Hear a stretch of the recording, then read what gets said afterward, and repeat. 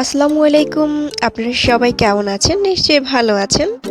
তো আজকে আমি একটা নতুন রেসিপি নিয়ে আবার চলে আসলাম আপনাদের সামনে। তো আজকের রেসিপিটি হলো পালং শাক দিয়ে ছোট ইলিশ মাছের ঝোল। তো এই রান্নাটা একদম সহজ, আপনারা খুব সহজেই করে নিতে পারবেন।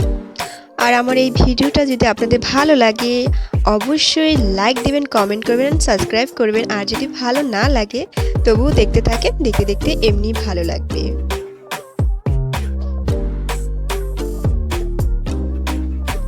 চলুন দেখে আসি এই রান্নাটা করতে কি কি লাগে। তো এখানে আমি শাক নিয়েছি, তো শাকগুলো অবশ্যই ভালো করে ধুয়ে তারপর আমি কুচি করে নিয়েছি। আপনারা এভাবে ধুয়ে কুচি করে নেবেন। আর এখানে আমি ছোট ছোট করে কাঁচামরিচ কেটে নিয়েছি, আর পেঁয়াজ নিয়েছি এক বাটি কুচি করে কেটে নিয়েছি, রসুন নিয়েছি। তো ইলিশ মাছে সাধারণত রসুন দেওয়ার প্রয়োজন হয় না, তো আমি যখন শাক অ্যাড করেছি আর ফ্রিজে ছিল মাছটা, তো সেজন্য আমি রসুনটাকে একটু অ্যাড করেছি। আর এখানে আমি দেখেন 1 চামচের মতো মরিচের গুঁড়ো, হলুদের গুঁড়ো এবং লবণ নিয়েছি। আর এখানে ছোট ছোট মাছ নিয়েছি, মাছগুলোকে আমি মেখে নিব। তো আধা চামচের মতো হলুদের গুঁড়ো নিয়েছি, মরিচের গুঁড়ো নিয়েছি আধা চামচের মতো, আর পরিমাণ মতন লবণটা অ্যাড করে নিয়েছি। এখন এটাকে আমি ভালো করে মেখে নেব।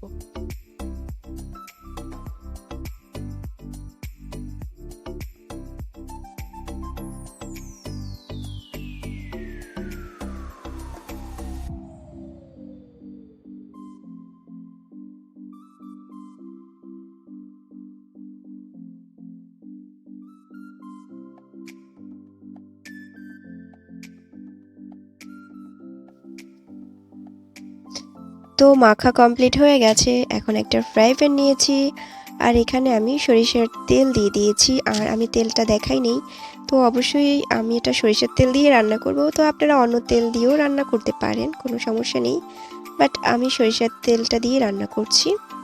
তো তেলটা গরম হয়ে গেছে, এখন আমি মাছ ছেড়ে দিয়ে সবগুলো মাছ হালকাভাবে ভেজে নেব। তো এটি বেশি ভাজবো না, হালকা ভাজবো।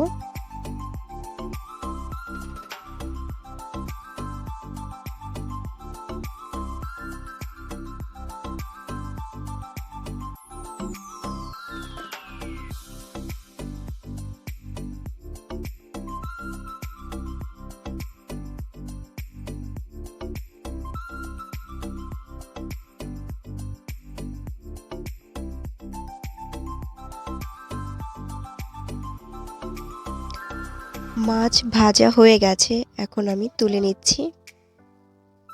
আস্তে আস্তে করে তুলে নিব।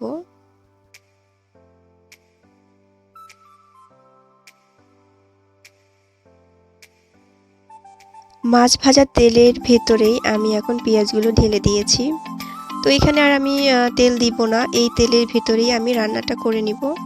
তো পেঁয়াজগুলোকে আমি একটু লাল লাল করে ভেজে নিব।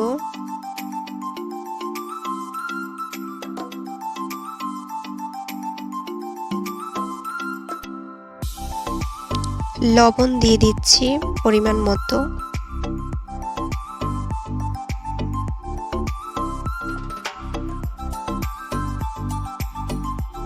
রসুন কুচিগুলো দিয়ে দিচ্ছি।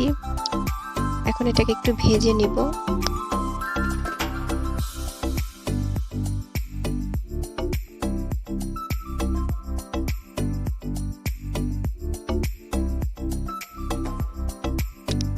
এখন কাঁচামরিচ কুচিগুলো দিয়ে দিচ্ছি।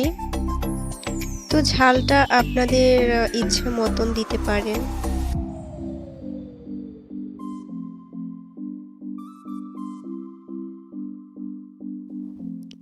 এখন আমি পানি অ্যাড করব, মশলাটা পুড়ে যাবে, তো সেজন্য আমি এখন একটু পানি অ্যাড করে এটাকে কষিয়ে নিচ্ছি।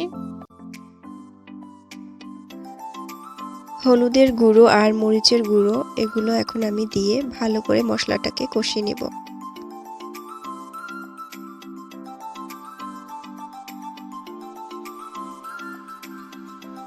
আমি আরেকটু পানি অ্যাড করব, আর অপেক্ষা করব মশলাটা কষানো হওয়া পর্যন্ত।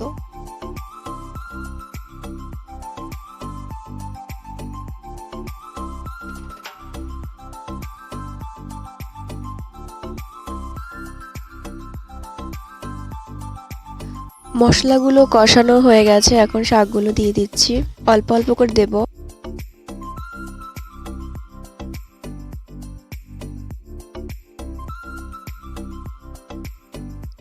শাকগুলিকে ভালো করে মিক্স করে ঢেকে দেব।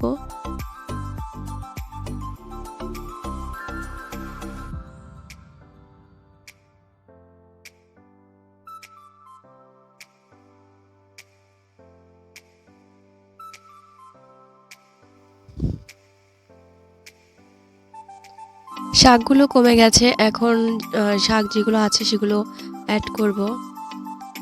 তো সবগুলো শাকগুলো আমি দিয়ে দিচ্ছি।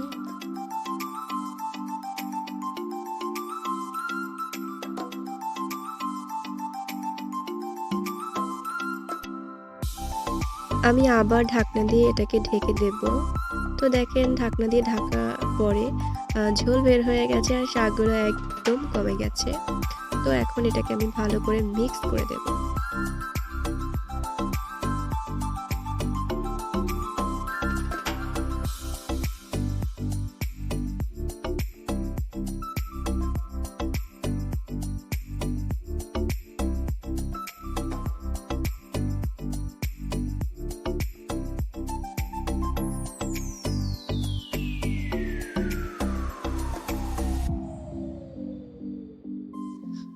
শাকগুলোকে আমি ভালো করে কষিয়ে নিচ্ছি, তো নেড়েচেড়ে দিয়েছি। এখন এখানে ভেজে রাখা মাছগুলো আমি আস্তে আস্তে করে সবগুলো দিয়ে দেব।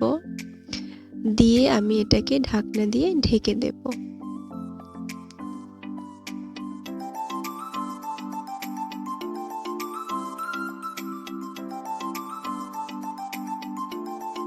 মাছগুলোকে আমি ভালো করে কষিয়ে নিব এবং মাছগুলোকে আমি উল্টে পাল্টে দেব একটু পর পরে, যাতে মাছের ভেতরে মশলাগুলো ঢুকে।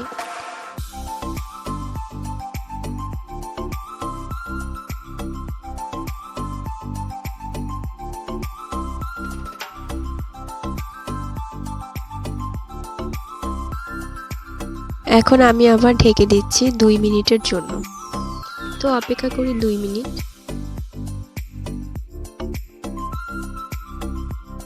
2 মিনিট পরে মাছগুলোকে আমি আবার উল্টে দিচ্ছি।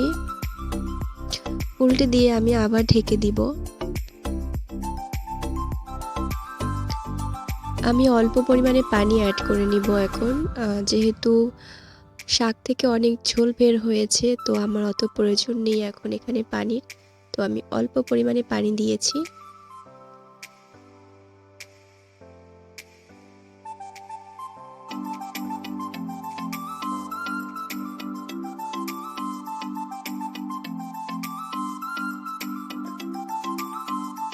মাছগুলোকে আমি আবার উল্টে দিচ্ছি। এখন আমি শাকগুলোকে আর ঢাকবো না, এভাবে রান্না করব ঢাকনা ছাড়া। তো ঢেকে দিলে শাকের কালারটা নষ্ট হয়ে যাবে, তো শাক সেজন্য কম ঢেকে রান্না করাই ভালো। তো আমার রান্না প্রায় হয়ে গেছে, শাক সেদ্ধ হয়ে গেছে, মাছের ভিতরে মশলাও ঢুকে গেছে, তো রান্না প্রায় শেষ পর্যায়ে। তো এখন আমরা 3 থেকে 4 মিনিট রান্না করব এটাকে। তো রান্না শেষ, আমি পরিবেশন করে ফেলেছি। দেখেন দেখতে কত সুন্দর লাগছে আর শাকের কালারটাও সুন্দর আসছে। তো এটা গরম ভাতের সাথে খাবেন, অনেক অনেক অনেক মজা লাগবে। তো আমার এই ভিডিওটা যদি আপনাদের ভালো লাগে অবশ্যই লাইক দিবেন, কমেন্ট করবেন আর সাবস্ক্রাইব করবেন। আর আমার জন্য দোয়া করবেন আর আমার পাশে থাকবেন। আর বেল বাটনটা অবশ্যই চেপে দিবেন, যাতে আমার নতুন নতুন ভিডিওগুলো সবার আগে আপনি পেয়ে যান। আল্লাহ হাফেজ।